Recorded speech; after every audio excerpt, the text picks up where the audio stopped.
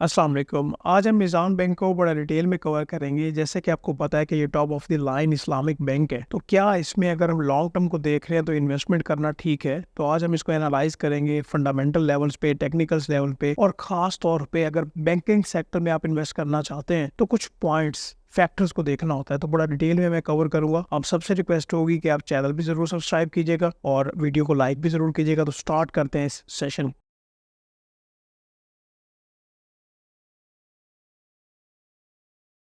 जैसे कि आपको पता है कि मिज़ार बैंक पहला इस्लामी बैंक है, तो इसको बड़ा कंपेरेटिव एडवांटेज है और ओवर द पीरियड इसने अपने शेयर होल्डर्स को काफ़ी ज़्यादा बेनिफिट्स दिए हैं। ना सिर्फ अपने शेयर होल्डर्स को बल्कि अपने बिजनेस को भी काफ़ी ज़्यादा ग्रो किया है। तो आज हम डिटेल में डिस्कस कर लेते हैं और सबसे पहले मैं आपको बैंकिंग सेक्टर को लेकर कुछ ऐसे फैक्टर्स बताना चाहता हूँ कि जो कि बहुत ज़्यादा इंपॉर्टेंट है और इन्वेस्टमेंट करने से पहले ये देखना ज़रूरी होता है, और फिर हम डिटेल में उसका एनालिसिस कर लेंगे।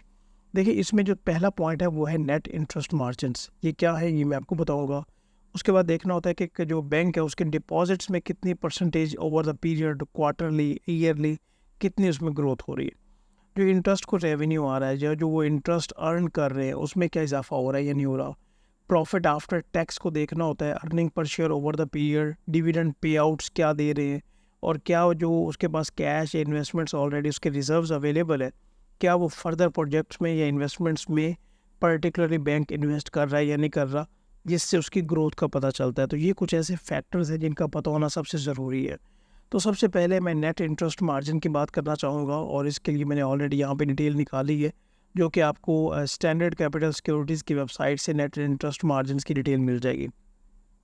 तो पहले एक्चुअली मैं आपको बताना चाहता हूँ कि नेट इंटरेस्ट मार्जिन जो है वो होते क्या है, और फिर इससे आपको बड़ा क्लियरली अंडरस्टैंडिंग मिल जाएगी कि भाई ये कितनी इंपॉर्टेंट बात है।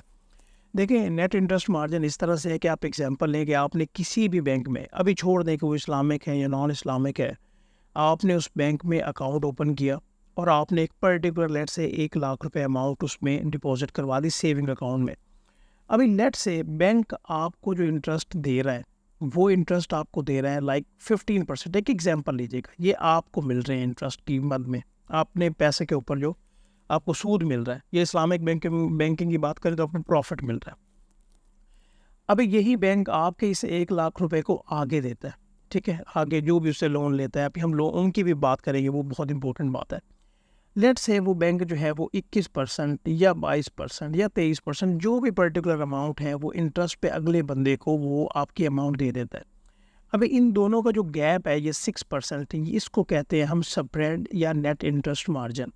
और ये किसी भी बैंक के लिए बहुत ज़्यादा इंपॉर्टेंट होता है। इसमें अगर आप ओवरऑल देखेंगे तो स्टैंडर्ड के ये डिटेल आप देख लें कि इसमें सारे बैंकों की लिस्ट आ रही है, और ये आपको स्टैंडर्ड कैपिटल सिक्योरिटी से डायरेक्ट ये डिटेल्स मिल जाएंगी। ये आप ऊपर देखिएगा, इस टैब से आप देखिएगा, ठीक है। अगर हम यहाँ से देखें तो स्टैंडर्ड कैपिटल सिक्योरिटी सबसे ऊपर है, और फिर उसके बाद मिज़ान बैंक जो कि इस्लामिक बैंक है वो तकरीबन 9 के पास उसकी क्या है, ये नेट इंटरेस्ट मार्जिन या स्प्रेड इसको कहते हैं। तो ये बहुत ज़्यादा इंपॉर्टेंट है। इसलिए हम देखते हैं कि जिस बैंक की भी निम जो है वो ऊपर होगी, नेट इंटरेस्ट मार्जिन अच्छा होगा, वो बैंक आपको बहुत ज़्यादा अच्छा अर्न करके देगा। अब यहाँ पे एक और पॉइंट आ जाता है जो कि बहुत ज़्यादा इंपॉर्टेंट है, और उसी को लेके हम देखते हैं कि एक शॉर्ट टर्म के लिए हमें पर्टिकुलर शेयर की प्राइस में या बैंक की प्राइस में हमें कमी देखने को मिलती है। वो मैं आपको इस तरह से बताना चाहूँगा। यहाँ से एक बार मैं इसके टेक्निकल चार्ट पे आता हूँ और ये ज़रा चार्ट निकालिएगा। एक्चुअली मैं क्यों ये वीडियो बना रहा हूँ, एक्चुअली आपने जब भी ये वीडियो देख रहे हैं कि लॉन्ग टर्म पर्सपेक्टिव से होगी, आपको बेनिफिट होगा, सही। यहाँ से देखिएगा कि ये शेयर इसने अभी रिसेंटली ही तकरीबन इसने कोई 260s को टच किया है, और अभी ये 221 पे ट्रेड कर रहा है। तो काफ़ी ज़्यादा क्वेश्चंस कि क्यों इतनी इसकी प्राइस कम हो रही है जी, क्या ऐसे इश्यूज़ हैं। अभी मैं इस चीज़ को एक्चुअली एड्रेस करना चाहता हूँ, और आप जब भी देख रहे हैं आप ये ना मत देखिएगा मे बी तब भी इसकी प्राइस कम हो रही हो या ज़्यादा हो रही हो, लेकिन आपके लिए बेनिफिशियल होगी इन्वेस्टमेंट परस्पेक्टिव से। यहाँ पे दोबारा मैं इस पेज पे आता हूँ, और यहाँ पे आपने गौर करना है एक बात को जो कि बहुत इंपॉर्टेंट है। वो बात ये है कि आपको पता है कि 2024 में जो पाकिस्तान के इंटरेस्ट रेट थे ओवरऑल, वो टॉप पे थे, बहुत ज़्यादा थे, लाइक 21-22% के पास थे। मैं आपको समझाने के लिए ईजी रखना चाहता हूँ। अभी वो इंटरेस्ट रेट जो है वो आहिस्ता आहिस्ता कम हो रहे हैं। जब भी मॉनेटरी पॉलिसी अनाउंस होती है, कभी 1% कम हो रहा है, कभी 0.5% कम हो रहा है। अभी हम ये सुन रहे हैं कि आने वाले टाइम में, लाइक जब भी आप ये वीडियो देख रहे होंगे, लाइक ये कहा जा रहा है कि जून 2025 तक, ये काफ़ी बैंक्स को भी आइडिया है और गवर्नमेंट का भी हमारा प्लान है, अगर गवर्नमेंट सही चलती है तो जिस तरह चल रही है, तो ये जो इंटरेस्ट रेट है मे बी 14% या 15% तक ये ड्रॉप हो जाए। तो मसला यहाँ पे आता है कि जब इंटरेस्ट रेट कम होते हैं ना, ये इंटरेस्ट रेट जब कम होते हैं तो ये जो निम्स आप देख रहे हैं, ये नेट इंटरेस्ट मार्जिन, इनमें भी कमी वाक़ होती है। अगर इनमें कमी वाक़ हो तो क्या होता है, ऑब्वियस सी बात ये है कि जब आपको पता है कि निम कम हो रही है तो भाई सिंपल सी बात है कि इन्वेस्टर जो है अपना पैसा निकालता है, किसी और स्टॉक में डालता है, ऐसी बात है। लेकिन यहाँ पे आप दूसरा फैक्टर नहीं देखते जो कि हमारी आवाम को पता नहीं है। वो क्या, अगर इंटरेस्ट रेट कम होते हैं, अगर इंटरेस्ट रेट 20% है, एक बात से बताइएगा, तो लोग तब बैंक से ज़्यादा लोन लेंगे घरों के लिए, गाड़ियों के लिए, पर्सनल के लिए, गवर्नमेंट भी लेगी, या जब 14% या 15% लोगे तब ज़्यादा लोन लेंगे। ऑब्वियस सी बात यह कि जब इंटरेस्ट रेट कम होंगे तो लोग कहेंगे चलो लोन ले लो, छोटे बिजनेसेस कहेंगे चलो बैंक से लोन ले लेते हैं, इंटरेस्ट रेट में कम पड़ेगा। टेक्सटाइल सेक्टर की मैं बात कर रहा हूँ, लाइक इंटरलूप को हमने एनालिसिस में लेके आए, वहाँ पे मैंने क्लियरली बताया था कि जब इंटरेस्ट रेट ज़्यादा होते हैं तो ऐसी कंपनीज़ को नुकसान होता है, जब इंटरेस्ट रेट कम होते हैं तो कंपनीज़ को फ़ायदा होता है। तो इसीलिए जो कंपनीज़ की फ़ाइनेंस कॉस्ट है वो इंटरेस्ट रेट कम होंगे तो उनको बेनिफिट होगा। इसीलिए जो बैंक्स के पास ओवरऑल लोन्स की रेशो है वो बढ़ जाती है। तो अगर हम इसके वॉल्यूम को इंक्रीज़ करेंगे तो ओवरऑल बैंक की प्रॉफिटेबिलिटी फ़ायदे में जाएगी। तो अगर यहाँ से थोड़ा सा नुकसान हो रहा है तो वो लोन से सेटअप हो रहा है, सेटल हो रहा है, तो nothing to be worried about. पता नहीं लोग क्यों परेशान हो जाते हैं। ठीक है, अभी यहाँ पे अगर मैं बात करूँ यही टेक्निकल चार्ट की जो आप यहाँ पे देख रहे थे, ये जो इतनी प्राइस कम हुई है तो ये आपके पास अपॉर्चुनिटी नहीं लग रही कि इसमें इन्वेस्टमेंट करना चाहिए। यहाँ से 220 है, यहाँ पे पॉसिबिलिटी है कि ये 210 तक भी आ जाए, या अपना ये जो सपोर्ट लेवल है इसका 180 इसको भी टच कर ले। देन व्हाट, जो इन्वेस्टर है उसमें वो अपनी पोजीशन थोड़ी थोड़ी उसमें क्या करेगा, एक्यूमुलेट करेगा, इन शेयर्स को बाय करने की कोशिश करेगा। ठीक है, दोबारा से मैं एक्सेल की फाइल पे आता हूँ। ये निम्स वाला पॉइंट तो क्लियर हो गया। अभी हम डिपॉजिट्स को देखना होता है कि भाई बैंक्स के जो डिपॉजिट्स हैं क्या ओवरऑल वो ग्रो कर रहे हैं। और यहाँ पे ना एक बात और मैं आपको बताना चाहता हूँ कि ये जो लोन्स की खास तौर पर हम बात करूँ, चले एक एडिशनल इन्फॉर्मेशन ही हो जाएगी कि पहले क्या होता था, आज से कोई 10-12 साल पहले जो इंडिविजुअल्स थे या बिजनेसेस थे, इंडिविजुअल्स या जो बिजनेसेस थे वो बैंक से ज़्यादा लोन लेते थे। लाइक इसकी जो परसेंटेज थी ये 75% थी। ठीक है, और ये जो गवर्नमेंट थी, ये मैं बड़ी आपको काम की बात बता रहा हूँ, जो गवर्नमेंट थी वो 25% तक लोन जो है ना वो बैंक से उठा लेती थी। अभी हम अगर अपना फाइनेंशियल ईयर देखें, इतने लॉसेस में हमारे फिस्कल ईयर जाते हैं जब भी बजट अनाउंस होता है, तो उसकी वजह से ये अभी टोटल शिफ्ट हो गया। अभी गवर्नमेंट जो है वो बहुत ज़्यादा लाइक ये 25% से बढ़ के बहुत ज़्यादा 50 से भी ज़्यादा तजावुज़ कर गई हुई है। लाइक गवर्नमेंट जो है वो बैंक से लोन उठाती है, सही, और बाकी इंडिविजुअल और जो बिजनेसेस हैं उनके लोन जो है वो कम हो गए। ये एक मैंने आपको एडिशनल इन्फॉर्मेशन देनी थी। अभी हम ये बात कर लेते हैं जी कि अभी deposits, revenue, profit after tax, earning per share, dividend pay out और प्रोजेक्ट्स इन्वेस्टमेंट्स की हम बात करते हैं।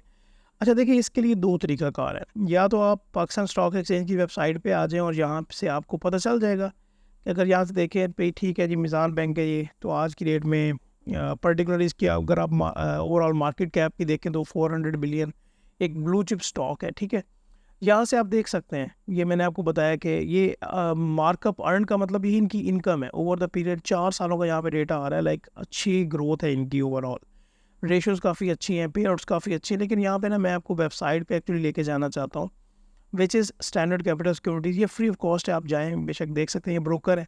तो यहाँ पे आप MEBL कंपनी स्नैपचार्ट में जाएँ, स्नैप पे क्लिक करें तो आपके पास इस कंपनी का सारा डेटा ओपन हो जाएगा। ठीक है, यहाँ से थोड़ा सा मैं आपको समझाना चाहता हूँ, ज़रा देखिएगा कि अगर हम यहाँ पे ओवरऑल 1 साल की बात करें तो इसके शेयर प्राइस में तकरीबन कोई 83% इजाफा हुआ है। 6 मंथ्स की पिछले की बात करें तो 18% के करीब इजाफा है। लेकिन ये 1 से 3 माह जो हैं ये अच्छे परफॉर्म नहीं किया। 1 महीने की बात करें तो तकरीबन 9% इसमें डिक्लाइन आ चुका है, और 1 महीने की बात करें तो 1.17। ठीक है, लेकिन ये वो बंदा घबराए इससे जो कि एक ट्रेडर है। अगर आप एक ट्रेडर हैं तो आपको ज़रूर परेशानी लेने की ज़रूरत है, लेकिन अगर आप इन्वेस्टर हैं, अगर आप इनकी वेबसाइट पे जाएं, इनकी आप स्ट्रेटजी देखें मीज़ान बैंक की, तो इनकी भी यही एडवाइस है कि कम से कम आप इस शेयर को 2 से 3 साल लॉन्ग टर्म इन्वेस्टमेंट करें और देखें कि फिर आपको इसमें क्या बेनिफिट्स हो रहे हैं या नहीं हो रहे। ये क्लियर होगी बात। चलें आगे हम बढ़ते हैं जी। यहाँ पे अगर हम ओवरऑल देखें, अब मैंने आपको क्या कहा था, अभी 1 बाई 1 यहाँ पे अलाइनमेंट में तो चीज़ें मैंने लेके चलता, जो चीज़ें सामने आएंगी वो मैं आपको बताता जाऊँगा। मिसाल के तौर पे यहाँ पे अगर आप यहाँ पे ज़रा गौर करें, इसकी EPS 2016 में 5.5 और अभी आज के टाइम में ये कितनी है, 48 को टच कर रही है। और अभी ये जो 2024 क्लोज होगा दिसंबर में, तो आप देखेंगे कि ये EPS 50 से भी ऊपर जाएगी, क्योंकि इनके काफ़ी ज़्यादा प्रॉफिटेबिलिटी बढ़ी है। ये इंपॉर्टेंट है जी। इंडेक्स और कंपनी का जो है वो देखना ज़रूरी है कि अभी तक ओवरऑल हम बात करें तो इस स्टॉक ने इंडेक्स को बीट किया, लेकिन अभी जो है ना ये प्रॉब्लम थोड़ी सी यहाँ पे आई है। और वो प्रॉब्लम क्यों आई है, क्योंकि लोगों को ये पता है कि इंटरेस्ट रेट जो हैं वो कट होने वाले हैं, तो लोग यहाँ से इन्वेस्टमेंट निकाल के किसी और जगह पर डाल रहे हैं, लेकिन वो बेवकूफ़ है। मैं अपनी सजेशन दे रहा हूँ, माइंड ना कीजिएगा मेरी बात को, क्योंकि ये बड़ी शॉर्ट टर्म बात है। और लॉन्ग रन में देखें तो सिर्फ इंटरेस्ट रेट को नहीं देखना होता, बाकी काफ़ी चीज़ें हैं जिनको आप बंदा अपने एनालिसिस में लेके आता है। तो हम तो कहते ही हैं कि आप इन्वेस्टमेंट करें, ट्रेडिंग को छोड़ें। इन्वेस्टर पैसे कमाता है, ट्रेडर पैसे नहीं कमाता। डिविडेंड यील्ड काफ़ी ज़्यादा बेहतर है। अच्छा, EPS का जहाँ मैंने आपको ग्राफ बताया, और यहाँ पे अगर आप ये लेफ़्ट साइड पे देखेंगे तो आपको ये फाइनेंशियल नज़र आ रहे हैं, और ईयरली फाइनेंशियल्स पे आप यहाँ पे क्लिक करें। कि मैं यहाँ पे क्लिक करता हूँ तो यहाँ पे मेरे पास जो ईयरली डेटा है वो आएगा, उसको मैं एनालाइज करते हैं। देखिए इसमें सबसे पहले तो मैं आपको दिखाना चाहता हूँ कि ये बात जो इम्पोर्टेंट है वो मैं उसके ऊपर फोकस करता हूँ फ़िलहाल।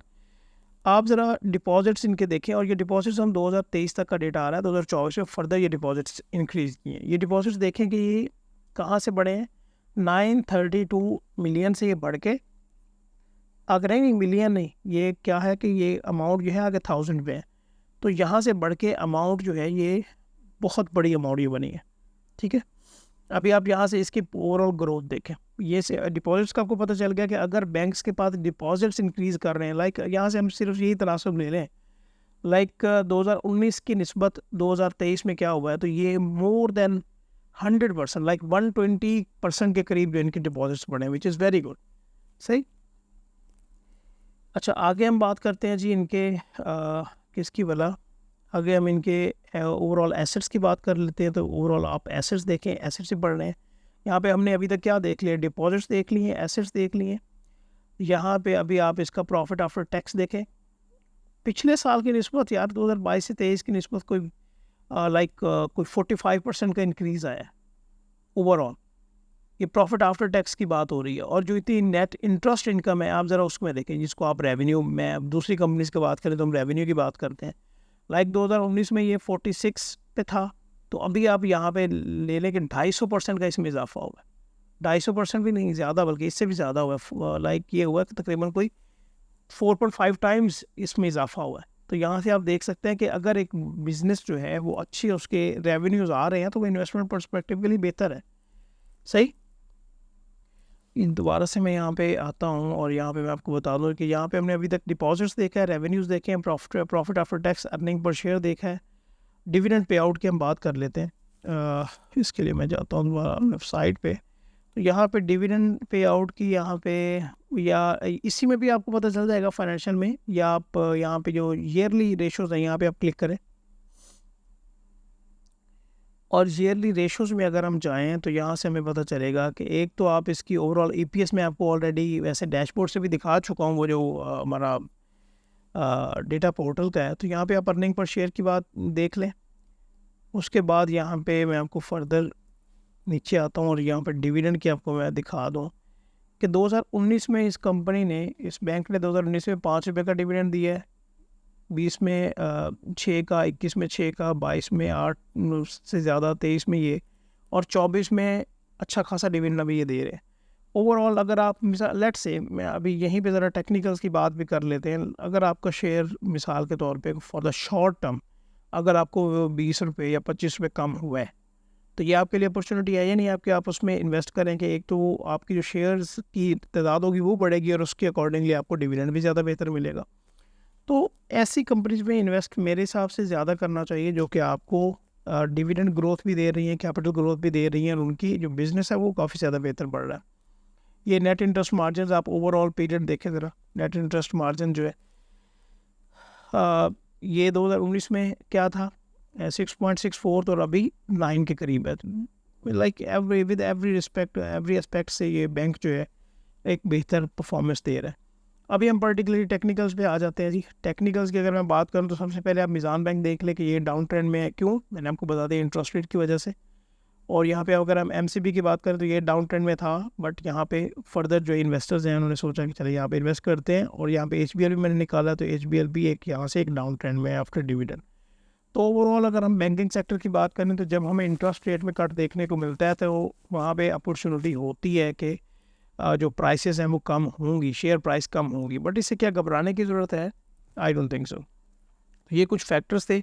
अगर हम ओवरऑल बात करें जी इनके investments and projects and investments की, तो इसके लिए आप एनुअल स्टेटमेंट ज़रा डाउनलोड करें। मैंने ऑलरेडी आपको प्रीवियस वीडियोस में बता चुका हूँ कि आप इसकी एनुअल स्टेटमेंट डाउनलोड करें, और वहाँ से आपको काफ़ी आइडिया हो जाएगा कि एक्चुअली इनके जो प्रोजेक्ट्स हैं, इन्वेस्टमेंट्स हैं, इन्होंने एक जगह पे नहीं इन्होंने इन्वेस्टमेंट्स एंड मल्टी प्रोजेक्ट्स इन्होंने लॉन्च किए हुए हैं। तो इस सेशन को हम यहीं पे रखते हैं। उम्मीद करता हूँ कि जो मेरी एक छोटी अंडरस्टैंडिंग थी थोड़ी बहुत, वो मैंने आप तक पहुँचाई है और सिंपल वर्ड्स में आपको मैंने बताने की कोशिश की है। ठीक है, तो इंशाल्लाह हम नेक्स्ट वीडियोज़ में कवर करते रहेंगे फर्दर। तो अपना ख्याल रखिएगा जी। अल्लाह हाफ़िज़।